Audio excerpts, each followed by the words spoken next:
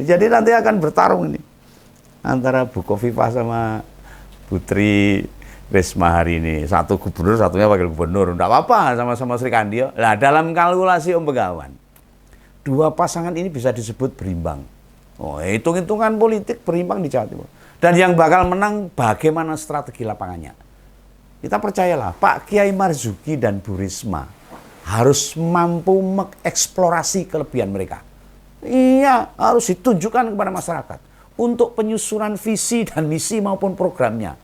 Nah, ini kalau hal visi misi program diserahkan sama Bu Risma ini. Jagoannya ini.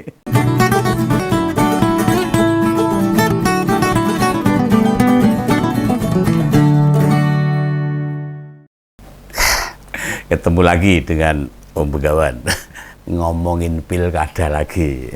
Nah, ini pasangan incumbent Gubernur Jawa Timur, Bu Khofifah dan Mas Emil Dardak, bakal mendapatkan lawan yang sepadan di Pilgub mendatang. Nah, prediksi ini muncul setelah PDIP mempertimbangkan koalisi dengan PKB.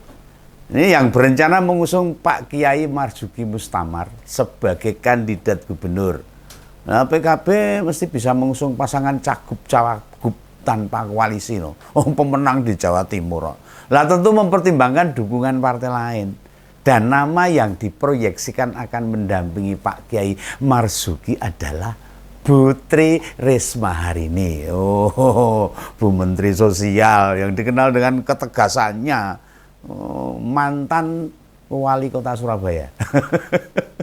Orang Jawa Timur udah tahu semua. Nah, pertarungan Bu Khofifah dan Mas Emil melawan pasangan Kiai Marzuki Putri Risma hari ini. Putri Risma hari ini diproyeksikan akan berjalan ketat loh.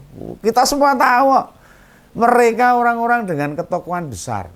Kiai Marzuki adalah mantan ketua PWNU yang dipecat PBNU. Seusai disebut-sebut menolak NU diseret-seret dalam dukungan Pilpres. Oh, apa-apa. Demi kebenaran itu loh. Lah PBNU yang menyatakan tidak berpolitik praktis. Namun waktu Pilpres kemarin sulit membantah jika mereka condong ke pasangan Prabowo Gibran. Nah, demi menegakkan kembali ke kitoh NU. Nah, Kiai Marzuki disinyalir melakukan perlawanan. Ya, meski akibatnya dirinya dicopot dari jabatannya. Itu resiko untuk meluruskan sesuatu yang bengkok, resikonya dipecat, nggak apa-apa. Nah, NU sendiri pasti lebih suka mempertahankan Bu Khofifah sebagai calon gubernurnya di Jawa Timur. Incumbent. Nah, selain berposisi sebagai petahana, selama kepemimpinan di Jawa Timur relatif tidak ada sorotan negatif, meskipun pernah kantornya diobok-obok KPK. Lah, pasangan incumbent diproyeksikan didukung partai-partai yang bergabung di Koalisi Indonesia Maju. Itu seperti Gerindra, Golkar, PAN, Demokrat. Nah, itu lihat kompak. Dan tinggal mendeklarasikan saja. Makanya PKB memikir mesti mengajukan lawan sepadan. Oh iya, golek lawan sing seimbang tuh. Satu-satunya orang yang layak menantang ya Kiai Marzuki. Kepemimpinannya di NU Jatim begitu kuat, mengakar di Jawa Timur. Dan dampak dicopotnya dari ketua PWNU Jatim bakal dimanfaatkan PKB. Apalagi wakilnya Putri Risma hari ini. Oh, abot. Lah, partai Caimin ini mungkin akan kesulitan mencari tokoh NU lain selain Kiai Marzuki itu. Agak kesulitan. Sementara PDIP sejak awal mempertimbangkan nama Putri Risma hari ini. Siapa sih yang meragukan kinerjanya Menteri Sosial ini? Baik ketika jadi wali kota Surabaya maupun saat menjabat Menteri Sosial. Seperti dalam pilkada sebelumnya. Yang turun bertarung di Jawa Timur pasti merujuk dari orang-orang NU.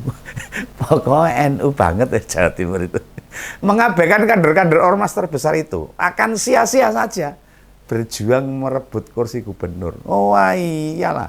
Dan usai Pilpres, nah sebenarnya banyak orang NU kecewa dengan Presiden Jokowi banyak ini. Ditambah munculnya kebijakan ormas diberi hak mengelola tambang. Tapi iya lah, ngurusi agama malah dikai tambang. Ini menimbulkan ketegangan di kalangan Nahdliyin ini. Sikap mereka terbelah jadi dua. Akhirnya kan jadi padudon dewe toh. Sebagian mendukung NU mengelola tambang, namun yang menolak juga bukan kader NU ecek-ecek. Dia harus menegakkan marwah NU-nya itu. Lah penolakan kader NU untuk mengelola tambang didasarkan pada azas muadaratnya atau tingkat kerugiannya lebih tinggi dibandingkan manfaatnya.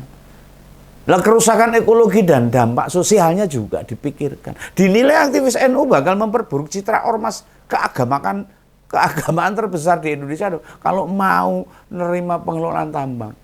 Nah, diem-diem banyak anggota NU di pedesaan dan di pelosok-pelosok pedalaman, terutama yang ada di lokasi tambang loh, tidak setuju dengan keputusan PBN.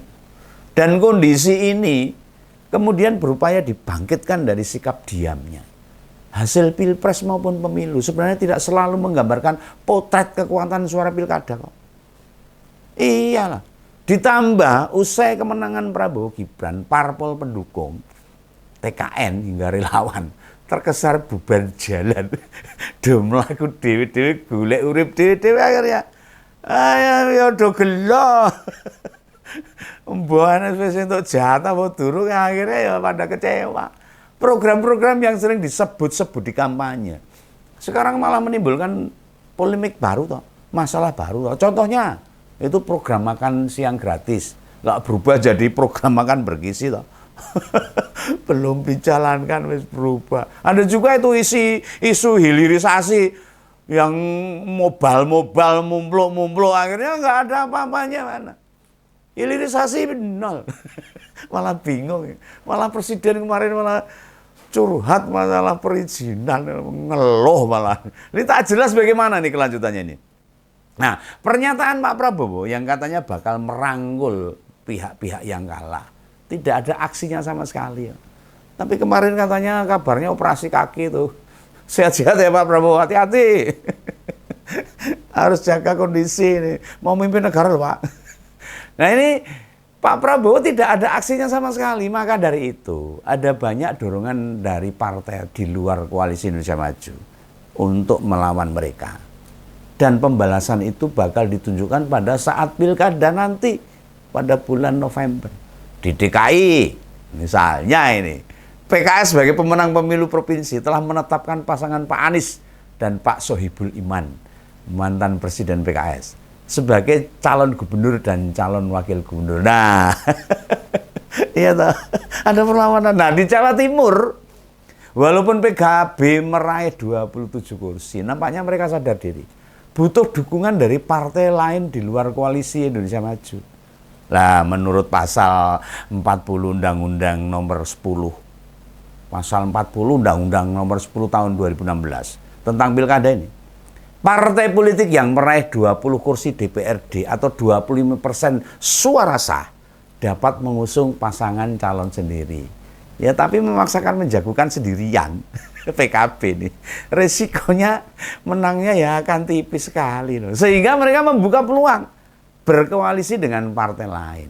Nah, PDIP sendiri itu bakal punya kursi 21. Nasdem 10 kursi dan PKS 5 kursi dan P3 4 kursi.